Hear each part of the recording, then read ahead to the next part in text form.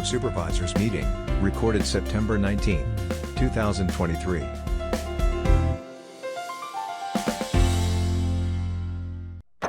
It's a little after 5. We'll call the county board to order. Clerk will take the roll. We have 22 supervisors present. Supervisor Pataki, Supervisor Shabilsky are remote, and Supervisor Sislevich is absent. Pledge to the flag. I pledge allegiance to the flag of the United States of America and to the republic for which it stands, one nation, under God, indivisible, with liberty and justice for all. Invocation is by Supervisor Soik. Thank you, Mr. Chair. If you all join me for a quick prayer. Lord, thank you for bringing us here tonight all safely. Please watch over us in our travels home. Also, if you could give us the guidance and wisdom to do what is right by the people we represent. In your name, amen. Amen. Not like this chair. I'm sure it's not. Public notice. Members of the public who wish to address the county board on specific agenda items must register their requests at this time with such comments subject to reasonable control of the county board chair as set forth in Robert's Rules of Order. Anybody from the public care to speak on? Brock, we've got you. You're the next item. Okay. Nobody from the public. Oh, amazing. Public notice agenda items. Number 2, Brock Maddox, citizen request agenda item pursuant to Portage County Ordinance 3.1.48, Prenz E. Go ahead, sir. My name is Brock Maddox, 5421 Monroe Avenue, Plover, Wisconsin. I do have a packet of evidence here I'd like to submit it into for the public and to the County Board of Supervisors for the presentations I'm getting ready to speak upon. I was illegally arrested on Tuesday, July 25th for a warrant that had been quashed almost 24 hours prior to my illegal detainment. Monday morning, July 24th, Deputy Marquardt had called my friend Yvette about a warrant for my arrest for outstanding child support fees. He was trying to figure out a way to deal with the warrant, but did not want to send any deputies to my property because of a video I had released on social media. The child support fee was paid at 3:05 the prior afternoon. 3:14 p.m. the warrant was quashed. Email was sent to the Portage County Jail from Health and Human Services Department. They followed protocol. At 3:11 p.m., Yvette had texted Officer Marquardt advising him the fee was paid and the warrant had been taken care of. At 4:46 p.m., he responded with, "Okay, thanks." Tuesday, July 25th, around 1 p.m., Deputy Selvey arrived at my property and advised him that the warrant had already been paid, and I tried to show him a copy of the receipt on my phone. He refused to look at the receipt and proceeded to arrest me. Attached, there is a picture that shows the receipt displayed on my phone as I was getting handcuffed. Friday, July 28th, I filed a complaint with Captain Ostrowski at the Sheriff's Department to investigate the case of the illegal arrest. Ostrowski blamed Health and Human Services for not following proper procedures to notify both jail and dispatch. Health and Human Services workers stated that there was no such protocol in place. There are to email the jail like she did, and she said her supervisor was in the process of creating a new protocol that day. September 14th, Stephen Point Metro Wire reports that Sheriff Lucas said he had not received any complaints from myself. That is a blatant lie. The complaint filed with Ostrowski is attached right here. The motive for this illegal arrest was stated on the police video audio from Deputy Selvey, who said in the ride on the way to the Sheriff's Department that I shouldn't have threatened law enforcement on social media. There were no threats made on my post, and I stand behind every word stated on them social media posts. I have provided enough evidence to file a lawsuit against the Sheriff's Department for abuse of power, abuse of Constitution, false imprisonment, and trespassing, among other several felony charges against the Sheriff's Department. In May of 2021, this very board had voted to protect and reaffirm the constitutional rights of its citizens. I'm asking you to put teeth behind your vote, make the necessary calls, and have the conversations to launch a full investigation into the corruption and the protocols of the Portage County Sheriff's Department for abuse of power on the people of Portage County, Wisconsin. It is your duty to protect the constitutional rights of its citizens of Portage County. I ask for Marquardt, Selfie, Ostrowski to be immediately terminated, and I expect a letter of resignation from Sheriff Mike Lucas for his failed leadership within the Department to the people of Portage County, Wisconsin. Please. Thank you. God bless you all, and God bless the Republic of the United States of America.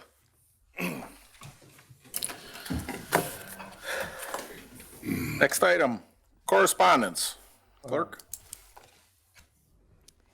Number 3, Wisconsin Counties Association Forward Analytics, the Green Book, a book of county facts. Number 4, Office of Portage County Clerk, out-of-county resolutions. So the folks, if you haven't seen that green book before, or some of you folks that were at the WCA conference, that green book is a wealth of knowledge. There's a lot of information packed in there and at your fingertips. And a lot of people had talked about forward analytics and the work that they've done and how they are reviewed throughout the state for their great work. So another good resource. Presentation, Kim Figueroa from Health and Human Services Director, Todd Neinfeld, Facilities Director, John Pavelski, County Executive, on the Ruth Gilfrey Building update on our. Who's going to go first? Todd? Yep. Thank you, sir. Good evening. For those of you who don't know me, my name is Todd Neufeld. I'm the Facilities Director here at Portage County. Okay. Can you hear? Can you get closer to your Little mic? Sure. Is that better? Yep. Okay. As I think everybody's aware, June 22nd, Ruth Gilfrey, the water main broke underneath the building, caused a flood in the building. The entire basement had water in it from corner to corner to corner to corner. It brought up a lot of sand into the basement. As most people know, that that carpeting in that basement was less than 3 months old. We had just gotten done replacing it. And all of the furniture ended up being removed, as well as the carpeting. Most everything was destroyed from there. The water pressure underneath the building actually heaved about 1,000 square feet of the concrete, forcing that to be cut out.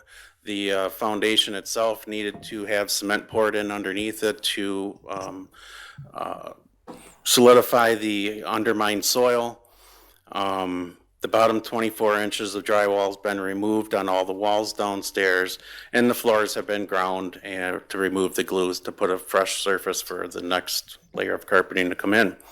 So while we're looking at the building, and it's kind of in this state, and some of the staff are out of that building right now, we're looking at ways to make that building viable for the next 20 years. It is a 45-year-old building. It's very crowded. Some of the things we're looking at is more workspaces are needed. So we're looking at standardizing workspaces for all the employees in there. Right now, some workspaces are big enough to house the employee plus a client and their family. We're looking at taking some space in the building and creating some common areas where the staff will go and meet with the clients and their families. And then that will also increase the security concerns where we won't be bringing the public back into the staff area anymore. Some additional ADA, or some additional restrooms, and then making the existing restrooms ADA compliant will also be addressed. Currently, the restrooms down there are not ADA compliant, with the exception of the family restroom on the lower level. The handrails on the stairwells need to be replaced. They're not ADA compliant. We're going to address the security concerns like I stated before. And then we're looking at a new HVAC system. The HVAC system that's down there right now, again, is 45 years old. It's a water-cooled heat pump system. There's a 4,000-gallon tank that's used for that system that is 45 years old, and it's going to leak sooner or later. The system itself barely meets the needs of today's standards, and there's some concerns that it really doesn't even meet today's needs. So that project's expected to take about 15 to 18 months, Little good news was we heard air handlers are running about 38 weeks versus 45 when we figured out it'd be 15 to 18 months. I don't know if you want to go ahead or let's turn it over to Kim here. All right, good afternoon.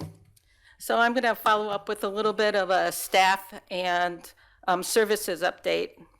So right after the flood, when we got back into the upper level, what we did is we started determining who could work from home. And so we moved like the primarily computer-based people home. We rotated in and out some of our other staff between home and the building. And what that did is it opened up drop spots for staff in the lower level and some cubicle space as well for them. I want to just take just a second to thank the other departments. Every single department almost called us up and offered space and assistance afterwards, and we are grateful for all of that. Our public health division, which was primarily in the lower level, was the most impacted by what had happened. So while all the public health services are currently occurring, the WIC clinic services are now at the YMCA. The community health clinic and their med room is at the ADRC. LifePoint is located at Jefferson House with Rock Point.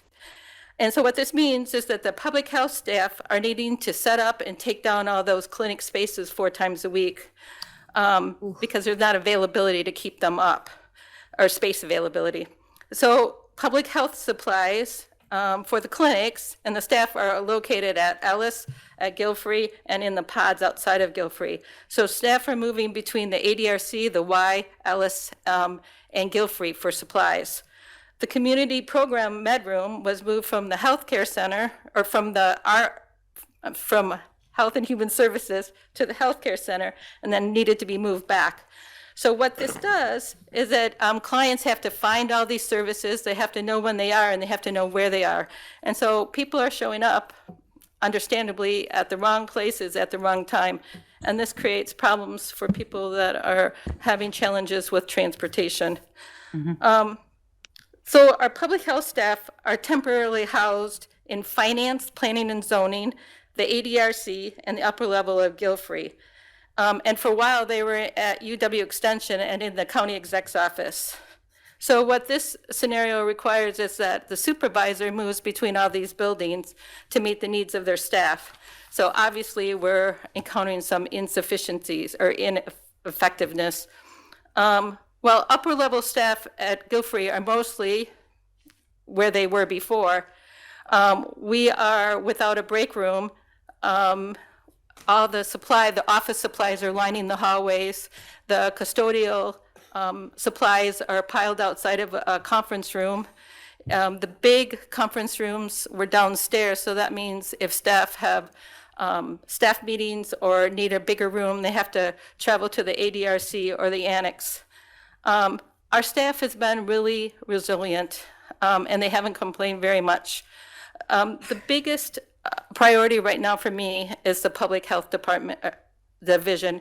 We need to put them in a single location for efficiency and so families can find them. The location that I would strongly recommend is a wing of the healthcare center. That wing has its own entrance.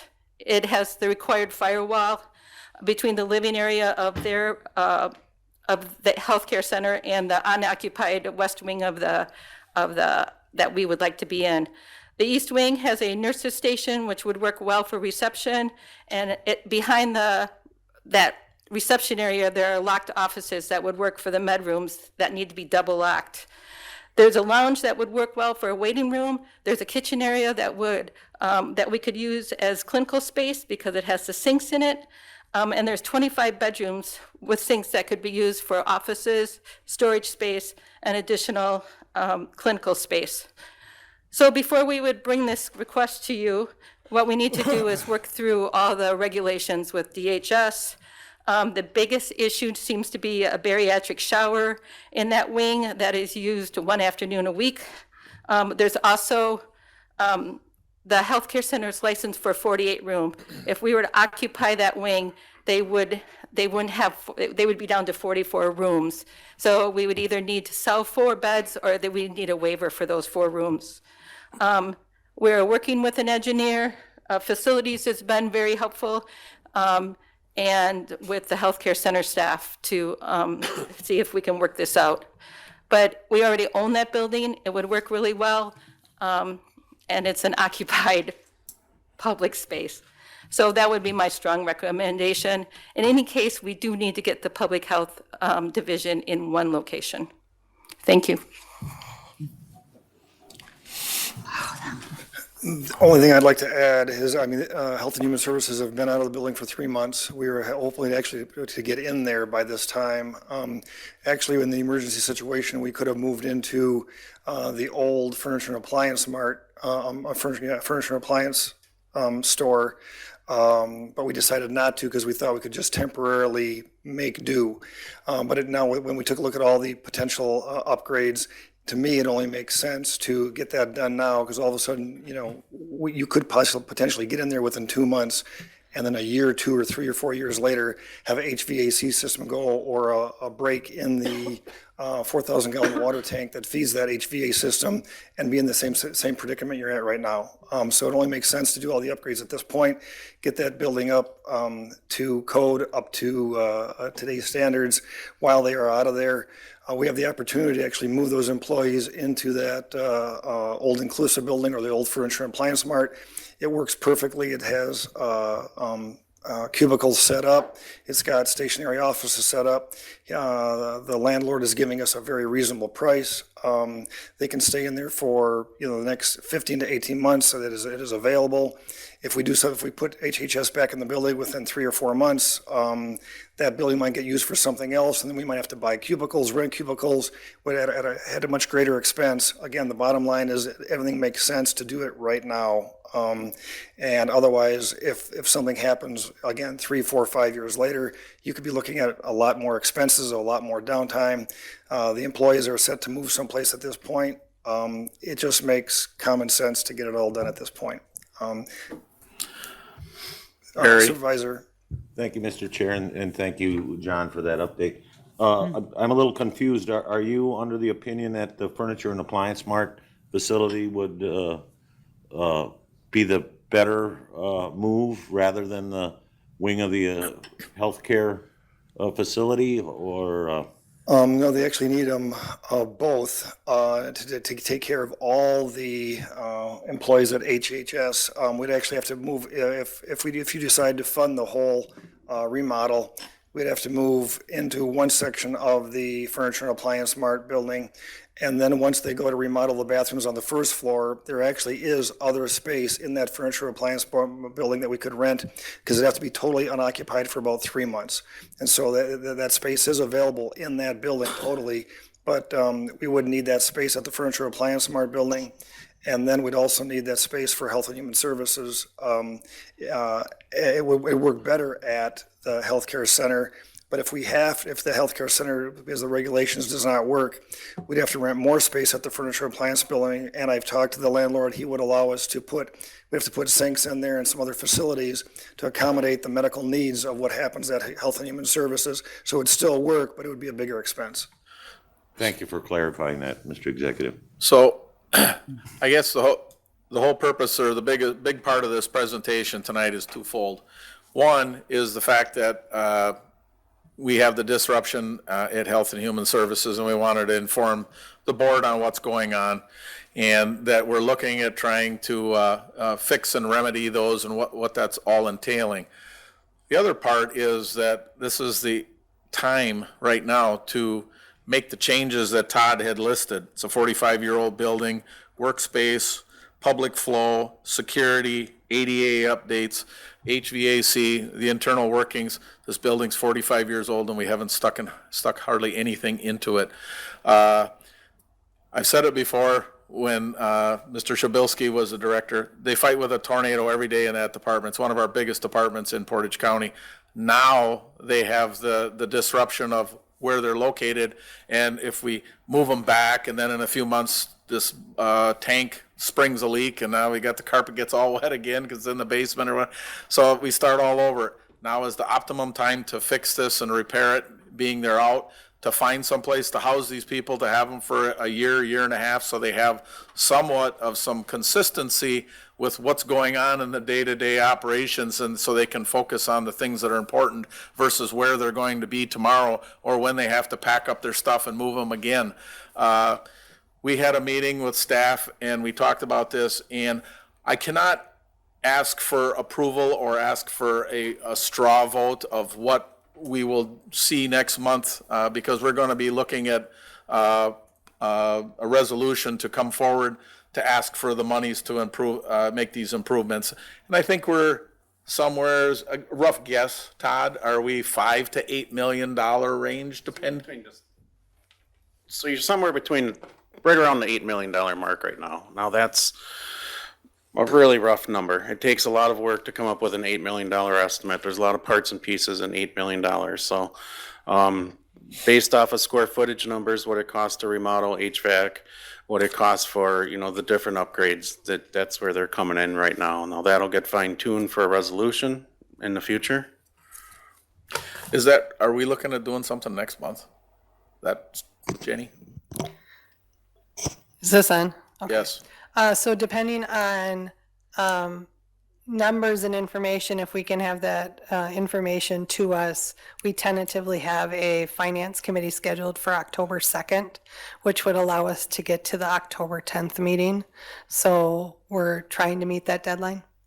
So this is on somewhat of an accelerated timeline because, again, because of the animal that it is and as big as it is, that we want to continue to move forward if we are going to move forward. So my question to anybody that is sitting here tonight or on, if anybody has any big questions or strong reservations on why we shouldn't move forward on this project or feels that we shouldn't move forward, please ask them now or let me clarify them. Supervisor Gifford, then Supervisor Medine. Yeah, it's be a question for Kim. I was having technology trouble with my phone on the meeting yesterday, and it kept cutting out, and I didn't quite get clarified that you used the phrase rebuild with the $8 million figure. I think that was what it was called, something like that. But anyway, I didn't get clear whether it was covered entirely by property insurance or not. That was not clear to me how that would work. Yeah. I figured you wanted me to cover that. In terms of the project, our insurance will cover damage to the building as a result of the water main break and the flooding. It will not cover outside the building where the water main broke and had to be repaired. It will cover the damage to the building and the building contents. But in terms of remodel, it won't necessarily cover that. But to explain this a little bit better, it'll cover the furniture that was damaged, but how we use those funds to put it back together, we can change how the furniture was laid out. We can do a different design. We will be reimbursed for the damage to the walls in terms of the water damage where the drywall was damaged. Mm-hmm. But again, we can use those funds to put the walls back in a different configuration or a different way. So we're working on putting all of that together in terms of what the total cost of the project is and what the insurance offset will be, and then what, kind of other funds are necessary to move forward. Okay, and then the second thing I didn't quite get clear was, if my takeaway was that this would not need to go to a referendum for the money. Is that correct? No, there is no requirement for us to go to referendum for any funding.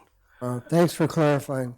Now, unless you're confusing that with issuing debt service, which we might need to issue debt to pay for the project depending on reimbursement size, but we have no requirement to go to referendum for any facility.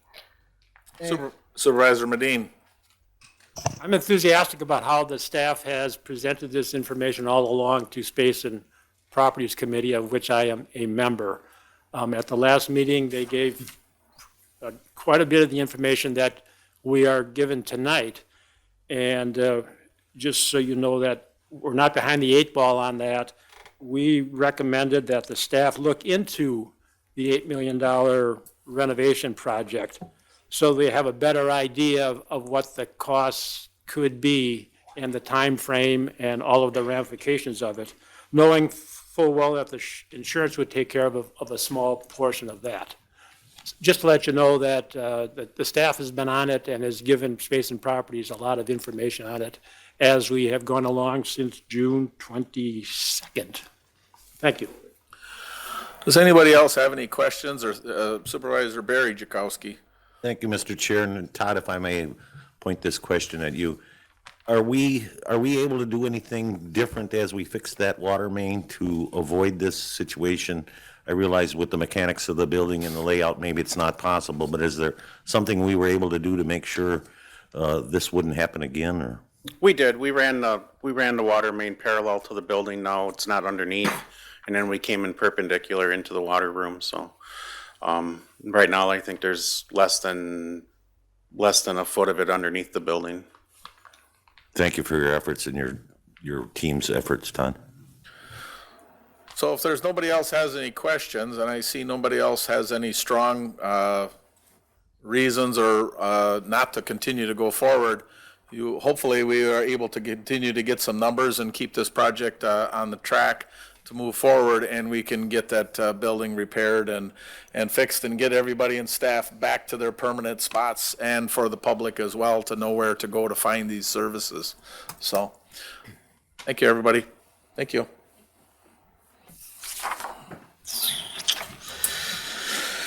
Number 6, approval of August 15th, 2023 minutes. Motion by Supervisor Dubek, seconded by Supervisor Laddick. Any corrections or changes? All those in favor with aye? Aye. Opposed? Motion carries. Consideration of the veto override, county executive veto of resolution 137-2022-2024 regarding authorizing an agreement with Connovations to provide a consulting service related to the master facility planning. I will let the Corp Counsel give us an explanation here before we move forward. So I would say that the proper motion here would be a motion to override the county executive's veto of the stated authorization. And a yes vote would be to override that veto and then reinstate the resolution with a plan to contract with Cinnovations. A no vote would to have the county executive's veto stay in place and not pursue that contract. And it's a 2/3 vote, which means that there is 17 votes to override the county executive's veto. Any further clarifications needed? Everybody understand that? I asked him to do it, not instead of me, so. Supervisor Moresi. I'll make a motion to override the county executive's veto. I have a motion by Supervisor Moresi and a second by Supervisor Hemrick. Discussion. Supervisor Splinter. After we voted last time, and I saw it was 8 supervisors did not want to go ahead with this.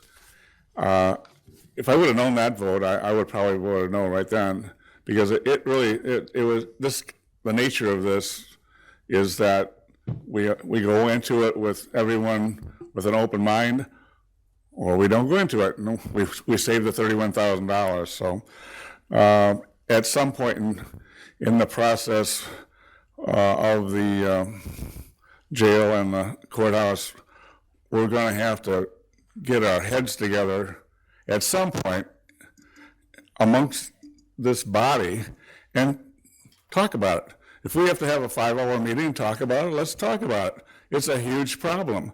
We don't need an outside person to come in and hold our hand. We all know what it is. We've all been educated for the last almost year now. And I think we need to have some frank discussions on the floor and have it on the agenda sometime so we can start figuring out this huge problem, because we're biting off $800,000 a month in inflation costs, which is, I think, equivalent to about 5%. So we've already chewed away probably a couple of million, $2 or $3 million already by just sitting here. We're not elected to sit here. We're elected to sit and talk and discuss and resolve a problem. And it can't be just the 5 people on the Space and Properties. We have 25 brilliant minds here that if we put ourselves into a discussion, maybe we can come to a resolution and fix this, because this is a big, big problem. We don't need outside people coming in, especially when we don't have a unanimous vote. So I'm going to vote ahead and go ahead and not support the veto, because I think we can do better. Anybody else? Supervisor Oki, then Supervisor Morrissey. Thank you, Mr. Chair. So I did vote no on this, but I would be interested in better understanding the motivation to bringing it back. Perhaps I've missed something of relevance or importance that the facilitator of this company can demonstrate in terms of cohesiveness or decision-making. So what's the movement behind this?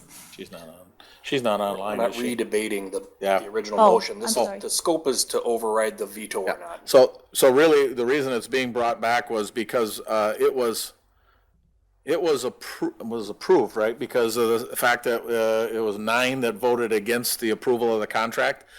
But then the executive always, on any resolution, has the authority to veto it and say, and I believe, and I don't want to speak for the executive, but I believe his rationale was the fact that with 9 people saying that they weren't going to participate or be involved in it, we needed 100% buy-in to it, and that was the rationale. So now, being there's a veto, we as a body have the obligation or the authority to review that veto, because we passed it. He canceled it. Now we're talking about passing it and overriding his veto. It's very confusing. That's why I wanted the Corp Counsel to explain it to us. So in the way it's motioned, because we always make motions in the positive, and that is to accept the veto. And if you vote yes on this, that means that you're in favor of reinstating the contract and going down that way. If you vote no, then that means that you're not in favor of engaging this contract and going down this road. So Supervisor Morrissey? Thank you, Mr. Chair.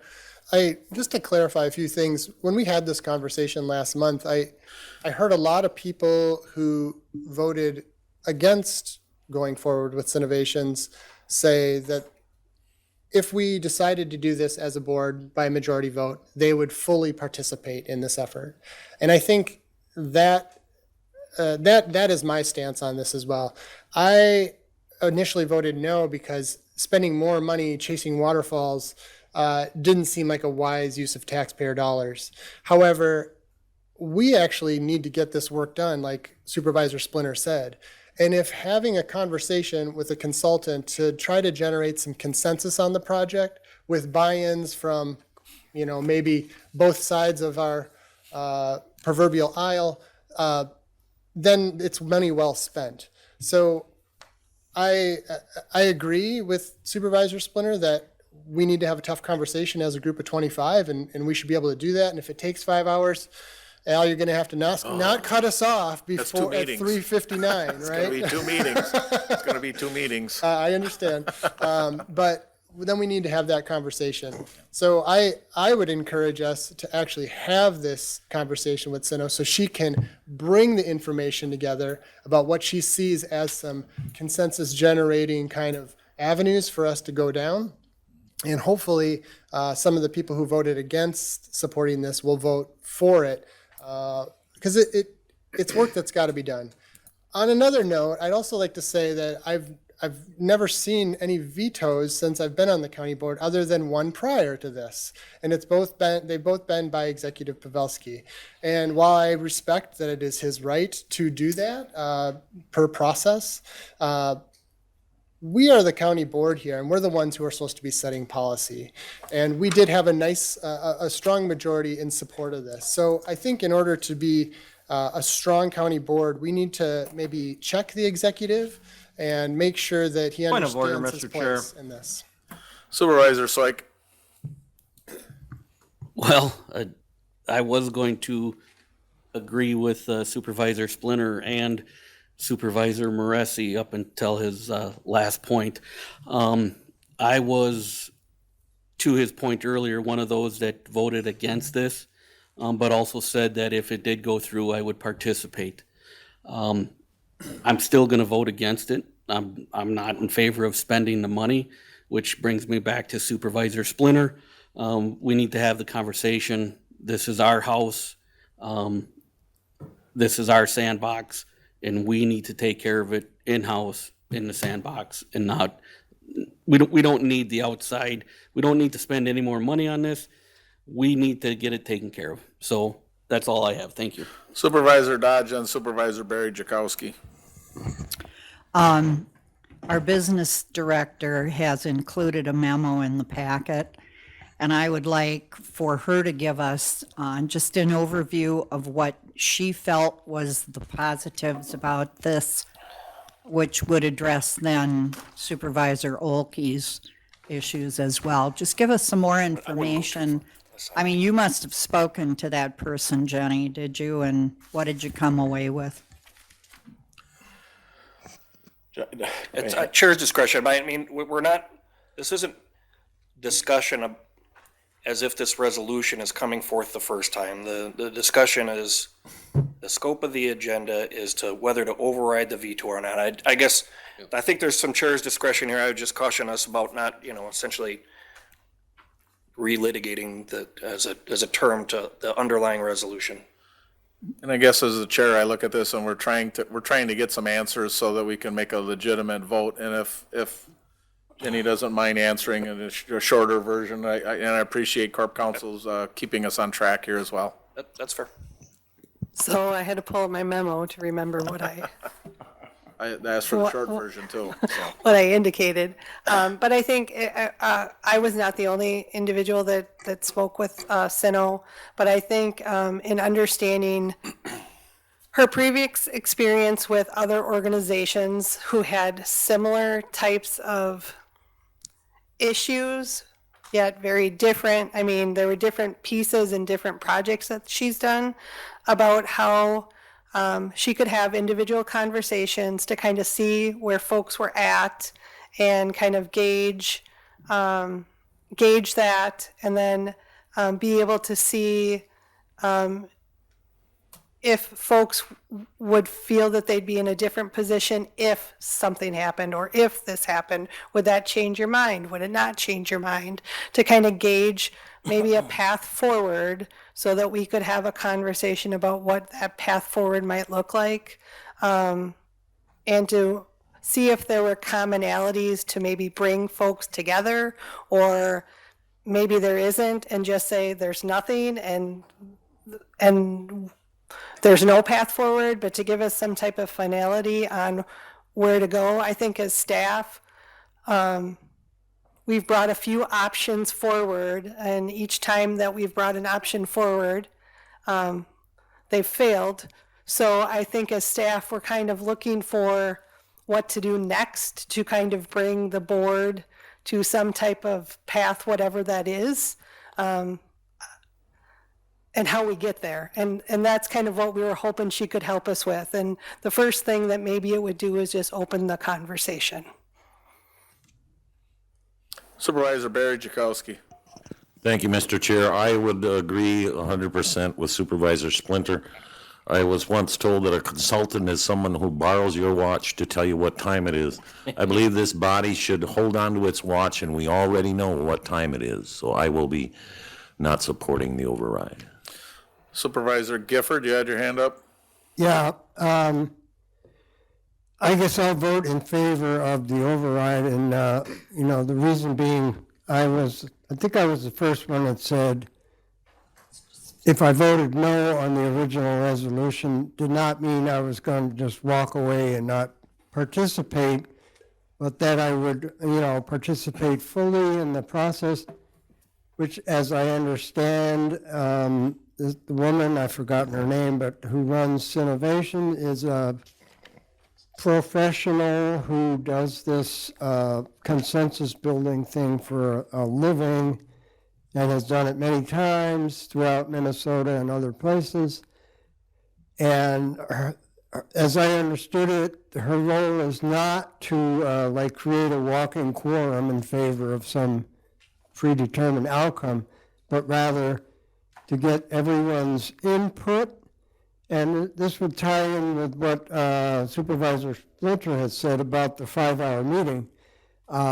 Doing the Sinovations and the 5-hour meeting is not an either-or thing. I think it's a both and.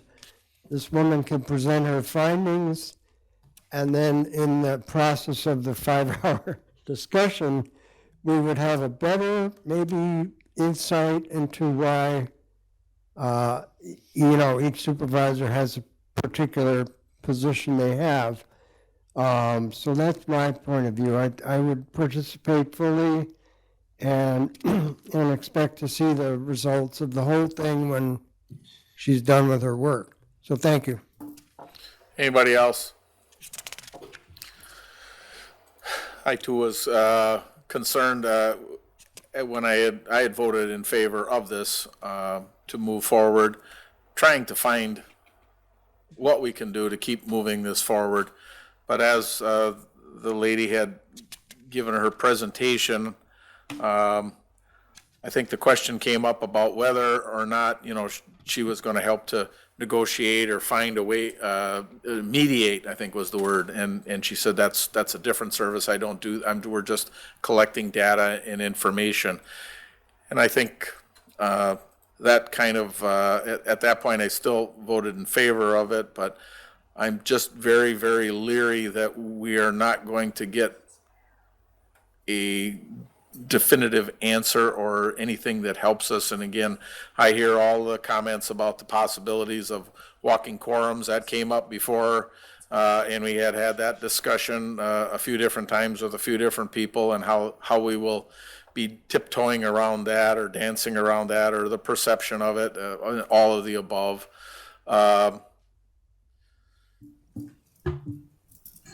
The part about trying to move it forward, if this is the right path or not, and I hate throwing away money at something and then we get the results back and we all look at each other and say, we all knew that already, and I'm worried that might be what we get from this report.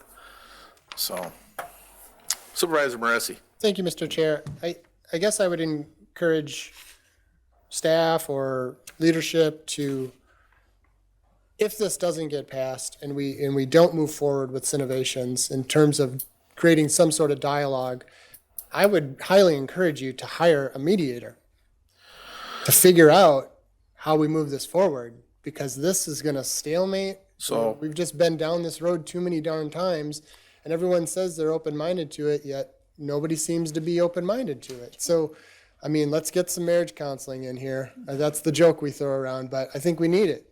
So staff has since the vote has been continuing to try and work on things, and we've had several meetings still and continue to try and find a path. We listened to a lot of the feedback and things that we were told last time, and we continue to work on that so that we have the possibility of something else to bring forward and some other options to answer some of those questions and fill in some of those blanks, because we were told that there was a lot of blanks that were left with most of the people that voted no. So we're trying to fill in those blanks first before we bring anything back. And at that time, we will bring something, a plan with a few options or a couple options, and see what seems to make sense, if anything, and what that looks like and what we can do to move things forward. But I do believe that there are going to have to be some form of compromises.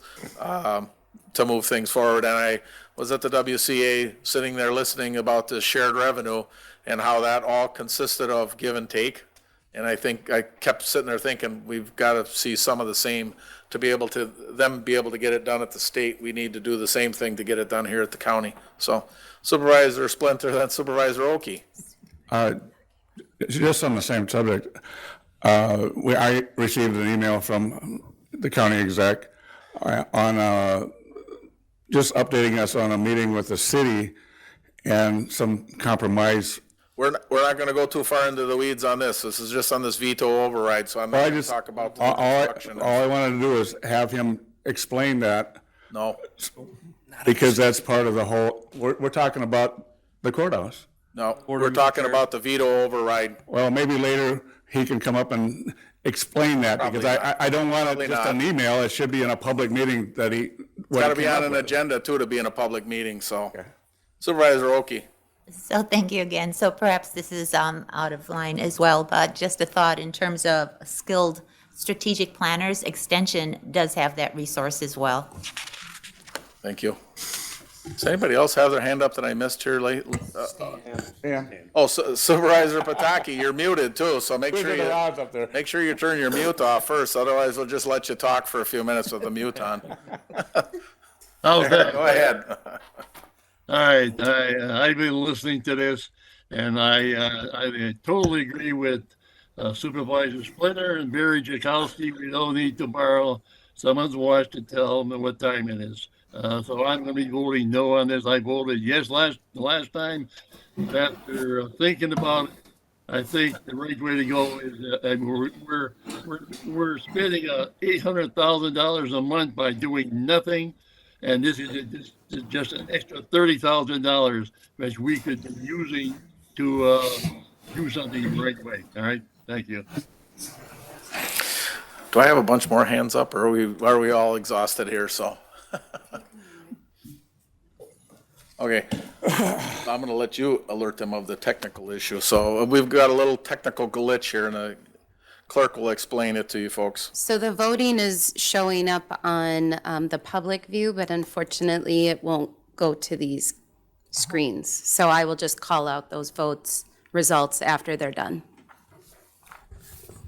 Okay, if there's no further discussion, and to just clarify, and this is a simple clarification, on the veto override, a yes is to continue with the contract, and a no is to not continue with the contract. So. And we need a two-thirds majority, so, to override the veto. So, all those in favor vote yes, and opposed no. Supervisor Shabilsky? Yes. Supervisor Pataki? No.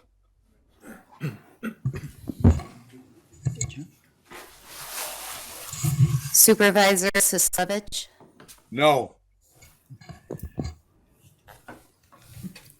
Still waiting on Supervisor Hemrick, Supervisor Gifford, and Supervisor Oki on my end. Sorry. You gotta keep Sorry, you can't see it. Gifford? Yes.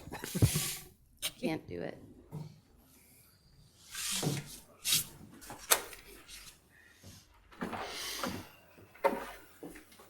Can you force the vote? No. I can't override anybody's vote. Just got a spare. Wolf's like right here. You can see the That's 2 hours ago, but apparently that's. Only got 2 hour battery. 2 hour battery on him. About Energizer. Yeah. Sheriff keeps cranking it up, make us frozen.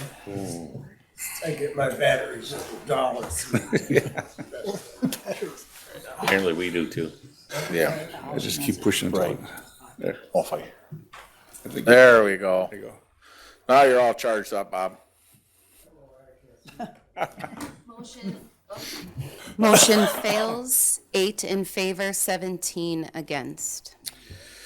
Number 8, we've got confirmation of county executive committee appointments. Number 8, appointment of Steve Fritz to the Park Commission for the remainder of the term expiring April 15th, 2024.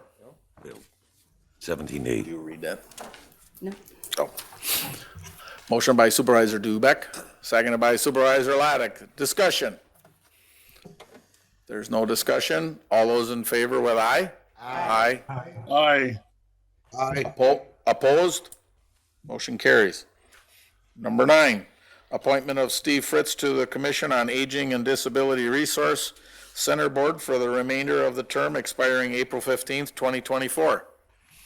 Motion by Supervisor Helmrich, second by Supervisor Splinter. Discussion. If there's no discussion, all those in favor with aye? Aye. Aye. Opposed? Motion carries. Number 10, appointment of Sarah Lucchini to the Solid Waste Management Board for the remainder of the term expiring April 20th, 2026. So moved. Motion by Supervisor Pataki, seconded by Supervisor Jankowski. Discussion. All those in favor with aye? Aye. Aye. Opposed? Motion carries. Executive Operation Committee appointments. Appointment of Steve Fritz to the Land and Water Commission, Land and Water Conservation Committee for the remainder of the term expiring April 15th, 2024. Motion by Supervisor Barry Jakowski, seconded by Supervisor Soik. Discussion. All those in favor with aye? Aye. Aye. Opposed? Motion carries. Number 12, appointment of Steve Fritz to the Land Records Modernization Committee for the remainder of the term expiring April 15th, 2024. Motion by Supervisor Soik, seconded by Supervisor Rockman. Discussion. All those in favor with aye? Aye. Aye. Aye. Mr. Chairman? Opposed? Yes? Did you vote yes or no? Voted yes. Okay. Sorry. Let I me, couldn't quite understand the math on the override, because I thought it was 2/3 would be approval. It was 2/3 the other way. it was, Oh, I didn't, yeah, it was 17 to 8 noes, 17 noes. thank you for that Okay. clarification. All those against the appointment of Supervisor Fritz to the Land and Records say no. The ayes have it, motion carries. Resolution and ordinances. Number 13, authorizing a 2023 budget amendments and transfers. This is Resolution 149-2022-2024 submitted by the Finance Committee. This resolution requires a 2/3 supermajority vote. Motion by Supervisor Laddick, seconded by Supervisor Rakowski. Discussion. There's no discussion. All those in favor with aye? Aye. Aye. Aye. Opposed? Motion carries. Number 14, approving and authorizing Anthem Blue Cross Blue Shield as Portage County Health Plan Administrator for 2024. This is Resolution 150-2022-2024 submitted by the Human Resources Committee. Motion by Supervisor Moresi, seconded by Supervisor Dubek. Discussion. There's no discussion. All those in favor with aye? Aye. Aye. Opposed? Motion carries. Number 15, revision of Portage County Code of Ordinance, Section 3.1.24 and 3.1.16, resulting in the transfer of legislative oversight for the District Attorney's Office from the Judicial General Government Committee to the Public Safety Emergency Management Committee. This is Resolution 151-2022-2024 submitted by the Public Safety Emergency Management Committee, Judicial General Government Committee, and Executive Operations Committee. Motion by Supervisor Keller, seconded by Supervisor Medine. Discussion. Supervisor Honnold. I'd just be interested in knowing how the district attorney's office feels about this change. If they were in favor of it, thinking it's more practical, or against it. So It went through, I believe, was it 2 or 3 committees? We had this go, 3 committees, and all 3 of them had favorable comments, I believe, and they were all unanimous. So with that, we'll let the DA explain his case. Yep, thank you, Chair. I'm in favor, and it was actually my request to be moved into the Emergency Management Subcommittee, Public Safety. It was something that I think was discussed prior to my being appointed DA. When I took over, I wanted to attend some meetings and see kind of how it worked for my office. Having attended some of the Public Safety Committee, I think it is a better fit for my office. I think I can better participate and also better inform the board and the members of that committee. So I'm asking for that move. Thank Good. you. Thank you. Thank you. Thank you, sir. Thank you. Any other discussion? If there's no other discussion, all those in favor with aye? Aye. Aye. Aye. Opposed? Motion carries. Thank you, sir.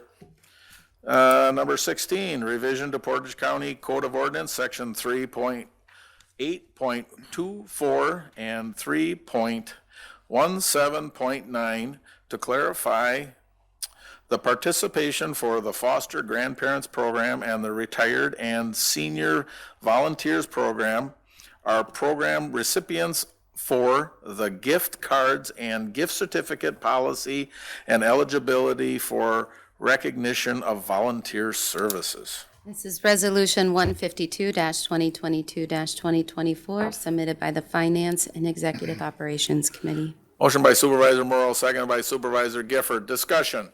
If there's no discussion, all those in favor with aye? Aye. Aye. Aye. Opposed? Motion carries. Number 17, adopting and enacting revisions to the Portage County Code of Ordinance, Chapter 3, to replace per diem payment for special meeting attendance with a monthly salary. This is Resolution 153-2022-2024, submitted by the Executive Operations Committee. Motion by Supervisor Rakowski, seconded by Supervisor Keller. Discussion. Supervisor Gifford, then Supervisor Moresi. Yeah, I have a question of clarification when we talk about special meeting attendance. I'll give you an example or two. Being on HHS, I participate in CAP Services Board meeting and the biannual Enhanced Health Services Coalition that meets out in Clark County. Are those considered special meetings or are those ongoing appointments? So if you turned in a green sheet before, you will be able to turn in mileage in the future. But if you turned in a green sheet for it, you will not be able to get a meeting pay. So whatever meeting that was, Bob, if you had to turn in a special green sheet for it, then you won't get paid for it. But you will be compensated. Do you do that every month? Yeah, CAP Services once a month, yep. You're appointed by this body, though, to that committee, though. You don't turn in a green sheet for his CAP Services every month, does he? Yes, he does. He does. Sure. So your meeting actually is in our ordinances, so you would receive your general per diem for that. So when you turn in a green sheet for that, you actually don't have to because our ordinances already state that you get paid for attending that. Oh, well, thanks for the clarification. You're very welcome. Okay. There was a different meeting that the CAP Services put you on that you turned in a green sheet for, and we had discussion about that. Yeah, understood. That Okay. was eliminated. Right. But to simplify it, I guess, as simple as they can, if you turned in, in every case, if you turned in a green sheet before to get paid for a meeting, you would be able to get mileage, you would be able to get reimbursed. If we were going to a conference and it was approved, we would pay for the conference. If it had a hotel, we'll pay for the hotel. The only thing that will change really is that $50-some you get for attending that meeting will no longer get. you will get a monthly salary or salary, I gotta use the right words here, of $40 every month, which equates to about $480 a year annually. Each. Supervisor Splinter. Just to clarify, so the $40 a month as salary, you aren't required to do anything, right?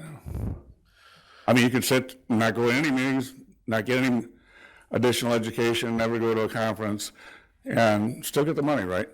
Yep. Okay, I just wondered what the logic was. If you'd like to make an amendment to strike the $40 a month, feel free to make whatever amendments you'd like to. So Supervisor Matt Jakowski. Thank you, Mr. Chair. Little confusion now that with Supervisor Gifford's situation where. Can you use the mic, please, Matt? Little confusion now where Supervisor Gifford's situation it is listed in ordinance. Wisconsin Counties Association steering committees, where do those fall?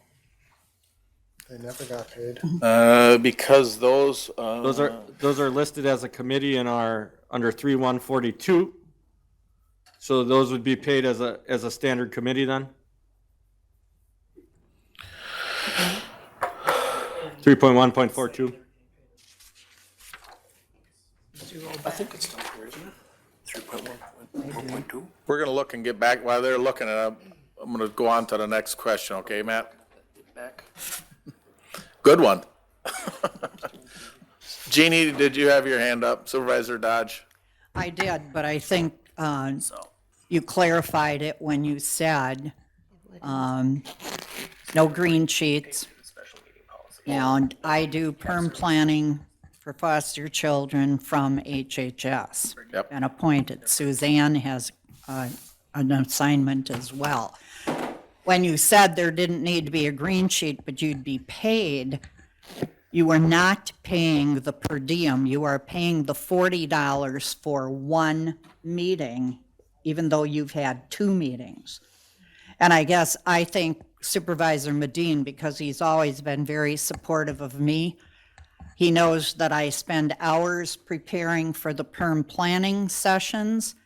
I spend hours at the sessions, and I spend a couple of hours writing up the report to the committee so that they know what's going on in the community. So I am at least in for 6 hours, maybe as many as 8 hours for the whole process. I'm not going to vote for the $40 because I think there are people in this room that don't attend any extra meetings, and giving them $40 is rewarding them for not doing a job. Okay. We've got clarification to Matt's question. So back to the CAP services appointment in 3.1.35, parent D, they are offered a per diem and paid as much. So if you wanted to amend that resolution and include language similar to that, then those appointed to those extra committees, we could do that. So for so what you're saying is you could add the WCA Yes. steering committees? Because the reason it's struck is that it addresses specifically the special meeting attendant or payment policy, whereas in 3.1.35, sorry, we have multiple screens. It states per diem, county supervisor shall be entitled to per diems and mileage.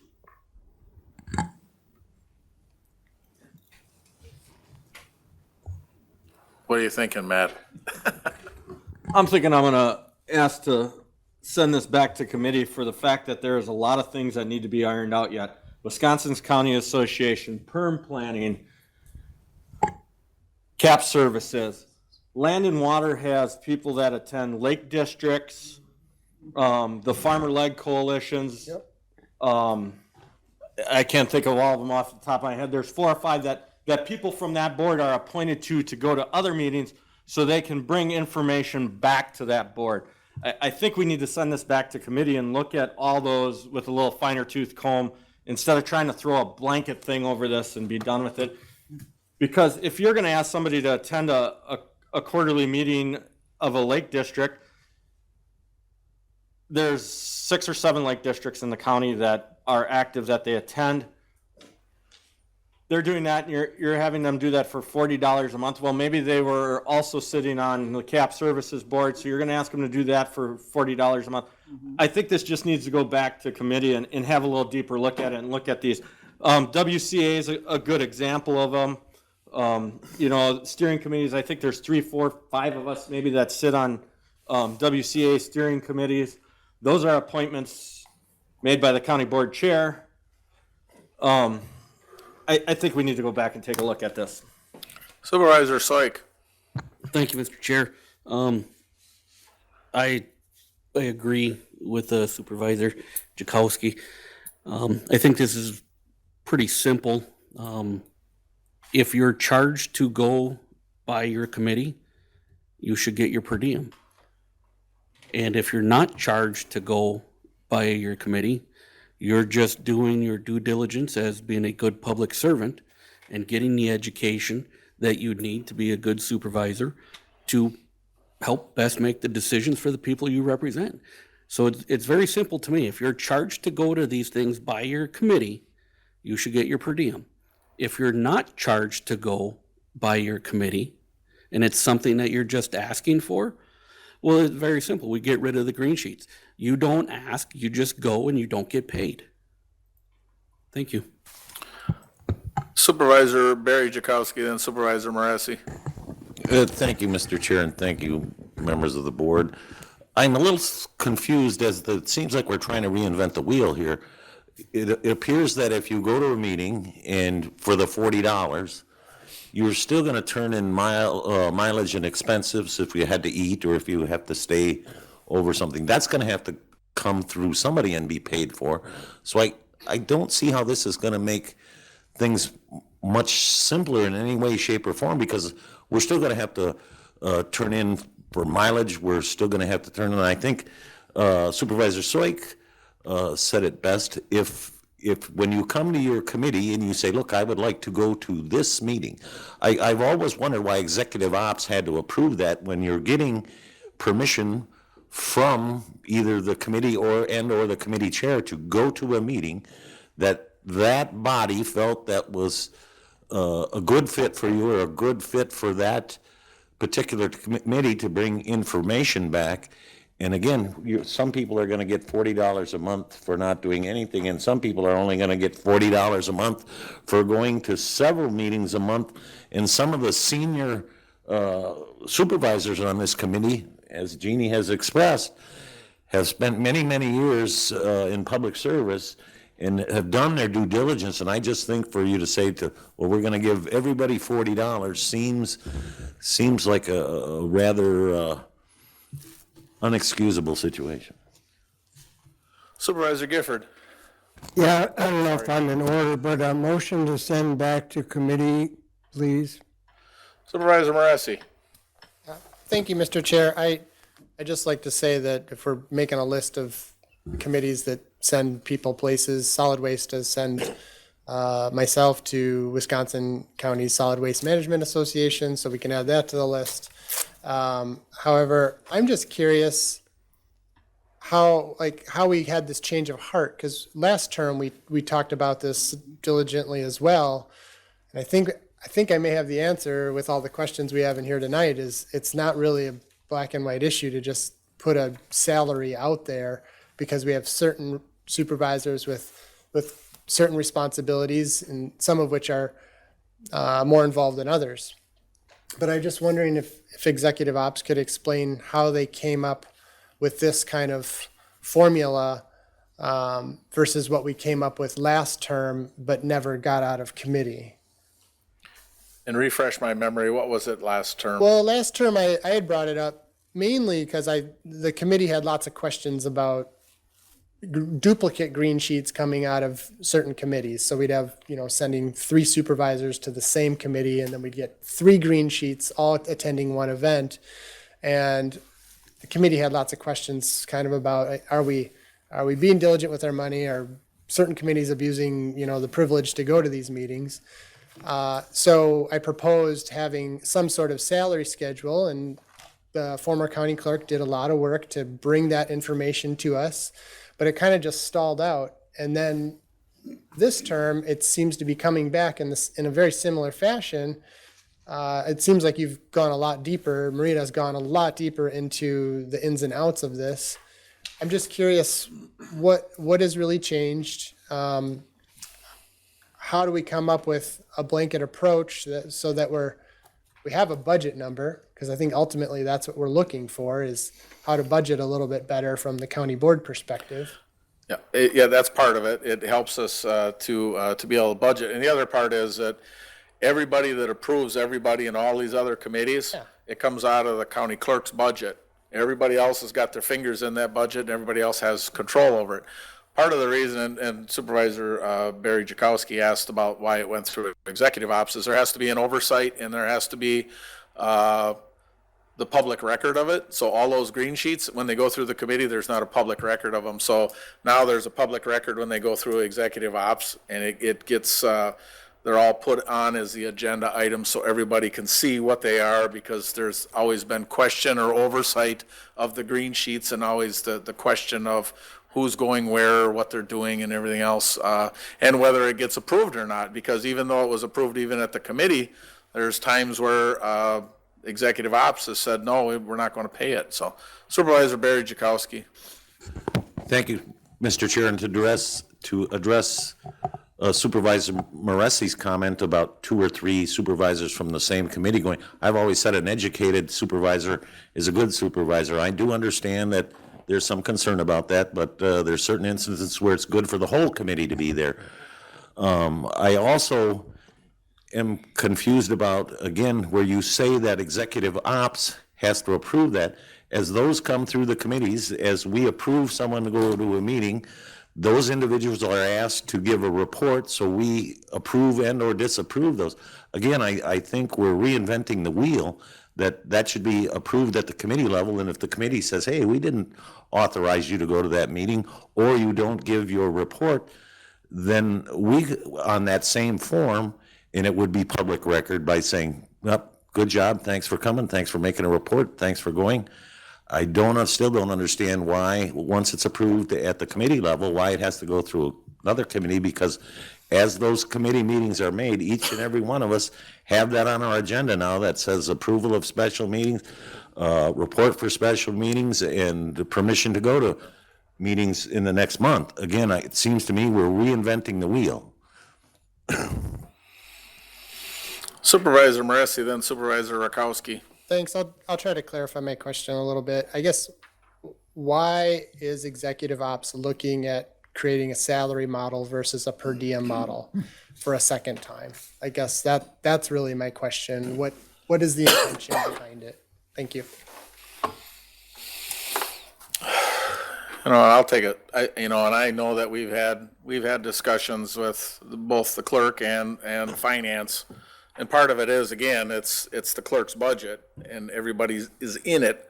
There's a lot of behind the scenes that gets involved with those green sheets that you and I don't see or aren't involved with, and a lot of clarification or going back to. So I think it was something that was brought up by somebody else that wanted to bring it before this body to have that discussion again. So Supervisor Rakowski. And with that, I am the one that asked to bring this back. I didn't want to say that, but I was hoping you would. That's okay. It's a little interesting to me is executive ops discussed this for 2 months, and we always seem to wait with things to get to the county board to have the discussion that we could have at executive ops. And I think we have that with a lot of other committees, unfortunately. But I reached out to Maria and said, can you help me take a look at this? Is there a better path that we can find to do this? She also told me about the time that Lee spends on going through these, looking for things that are not signed, not checked, because we've made this way more complex than this needs to be. And she also reached out to other counties to see what they're doing. And like everything in county government, everybody kind of does what they want to do. So a lot of counties have gone away from this green sheet system. Some of it is just a straight salary. Some don't reimburse for anything outside of their straight committees that they're on. And so we are trying to find where's the middle ground where, you know, you still get some pay. It kind of falls on each supervisor personally to say, am I going to just sit here and do nothing? Or am I going to be responsible to my constituents and get myself educated as far as what I need to know when I come to vote? So that was kind of my thinking with this. We are trying to find a space. Personally, it doesn't really matter either way for me. I would probably see less money by going this system, but we're also looking at this for the next board. You got to remember, this is not the current county boards that we're looking at. This is the board that will be seated next April. Thank you. I just wanted to say thank you because Supervisor Rakowski and I have been really united on this, and I just wanted to understand, since I didn't go to those meetings for the past 2 months because we beat that horse last wasn't term. me. So thank you, Larry. I appreciate that. Yeah. So, and I get other comments in regards to the green sheets. We have had past supervisors come forward and tell us that they're not filling them out correctly. Every box isn't checked, and scrutinizing that part. I have had supervisors talk to me about the fact that the reports aren't good enough when they come back. And you guys are all the ones that are at the committees. You are the guys that approved it. You guys are the ones that need to hold them accountable. So when somebody comes back and says, the food was terrible, we had cold sandwiches, and it's like, that's not good enough. I want to hear more about the meeting. I want to hear more about it. Or you're not going to go anymore. We're not going to approve you to go anymore. It's up to you folks. You voted and approved and allowed them to. You hold them accountable. That's the one part that you can do. Boy, you got the Jakowskis are on a roll tonight. Supervisor, we'll start with Matt and then Barry after that. I got 2 parts. First one's a point of clarification. Is there not a separate county board budget that comes out of? Yes, that's correct. It does not come out of the It clerk's doesn't come out budget? of mine. It does come Okay. out of county board. That was confusing. All right. Secondly, I know there's been some talk of a motion to send this back. Let's vote it down. We have a system that works. If the people on the committees hold their peers accountable. You, as supervisors on a committee, are there to hold your peers accountable. If somebody goes to the ABC conference and comes back and talks about food, you as the committee deny that. And you encourage executive ops to deny it when it gets there. Executive ops, you're the big brother watching over. And if a committee is just approving them without a report or something along that lines, that's your time to throw your stamp on it and say, no, we're not approving this. We have a system that works. Let's not reinvent the wheel. Supervisor Barry Jakowski. And I guess nobody has, thank you, Mr. Chair, and I guess I would like clarification as to how it's going to make things easier when we're still all gonna have to turn in mileage or if we had to have a meal, stay overnight, that somebody's still gonna have to take care of that, and that's all on that same sheet, is my recollection. So one of the items in here, and then staff and everybody else helped me along with this, but it was going to be set up with Munis, and you would be doing it electronically. Each supervisor, instead of filling out the green sheet, you would do a mileage report electronically. Self-reporting. Self-reporting, yep. To answer your question to Supervisor Barry Jakowski, in 3.1.9 parent H, it does charge the Executive Operations Committee to approve all special meeting attendance payments. It's in our ordinance. That's why the special. Well, yeah, sheets we go change there. ordinances all the time. Yeah. But it's why, you asked why they go there, that's why. You said why does it get approved? Understandable, but it seems to me that executive ops had the opinion that it was taking up too much of their time. And it seems to me as if the committee itself is doing its due diligence, it doesn't need to go through executive. It's not time, I would say. I would say it's conflict. It creates a lot of conflict. Explain that to me, please. whether something should get approved or not, even though it was approved, whether it falls within that, and I can't think of the examples. I'm looking to Supervisor Rakowski, if you can think of some of the examples. And Well, I think I look at it Mike, more please. as, the comment was made that the system works. 6 years on executive ops, I've never seen one that's been rejected by a committee. So I question if the system is currently working. Land and Water, you had mentioned before, has how many of those that are listed on there? Is there 6, 8? Golden Sands, Little Plover River. Is there 6 or 8, Barry? Do you know? I believe it's 8. 8? There's 8. Are those statutorily requirement, or that committee just decided that we want to send people to those committees? But again, I'm confused as to if the committee itself felt that it was a legitimate charge, why executive ops would be denying anything. I think, again, if we're going to self-regulate and self-motivate, if the committee itself has approved that, I don't see the reason that executive ops would be rejecting any of them. If the committee itself says, you never asked permission, you never did a report, I don't understand why we have 2 dogs guarding the same chicken coop. Supervisor Rakowski, then Supervisor Moresi.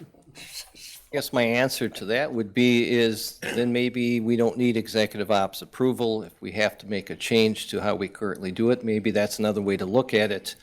If the committee wants that oversight and they believe that's where it should be, then maybe that's where it should be. In piggybacking on that, then there has to be a paper trail and a record of that approval. So it'd have to come through the committee, and there'd have to be public record of that payment or that green sheet or whatever it is. If you were looking for a specific example, I remember rejecting, or at least sending it back to a committee when 4 members of a committee, 4 or 5 members of a committee went to an annual dinner, and they all charged the county a per diem to go have a meal at 4-H. While I respect that, attending that and supporting our young farmers, we do not need to, pay our supervisors each $50 plus to attend a dinner where they're just supporting, young farmers. I think that's something we do out of the goodness of our heart as good community members. So there's a check and balance of where executive operations said, hey guys, I don't think we're going to do this. One of you can get your meal, but not everybody. So I think that's why executive ops is in there as a check and balance. I don't necessarily agree with it all the time as a check and balance. But like Supervisor Rakowski said, we need to have some sort of accountability, and then the committee does have to do their due diligence and make sure they're wise and fiscal stewards. So thank you. Supervisor Dodge. I just want to acknowledge it wasn't just the time spent by the executive committee. It was also the time spent in the clerk's office managing all of the green sheets and recording them and making sure everybody got paid. So, we need to acknowledge that there is some work that goes with this. Supervisor Pataki. Mr. Chair, Supervisor Rakowski is right, because I don't remember anything that we've ever denied on executive ops. However, one that I think we would deny is if it was not filled out properly, it was not, there's a space that, I think there's four different spaces that says where you approved by the committee chair, where you approved by the county board chair, or whatever. So if something like that was not checked and signed off on, we would probably deny that. Anybody else? Where are we at? There was a Supervisor Gifford had a motion. He said to send it back. Send it Was a back. suggested. It was never seconded. It was I don't know if it was a suggestion so I'm asking Supervisor Gifford. did you want to make an amendment, or you wanted to send this back to committee, or you want to? Yeah, I moved it, but I see there's no second, so I guess it dies. It's never called for us, I saw, so. Seconded by Supervisor Oki to send this back to committee to review. Is there any other discussion to send this back? All in favor with aye? Aye. Aye. Opposed? We'll send it back. We'll rehash it. For another term. Number 18, appointing and enacting revision to the Portage County Code of Ordinance, Section 3.1.48 by amending county board agenda requirements to provide electronic agendas instead of mailing agendas unless authorized. This is Resolution 154-2022-2024, submitted by the Executive Operations Committee. Motion by Supervisor Rakowski, seconded by Supervisor Moresi. Discussion. Supervisor Moresi.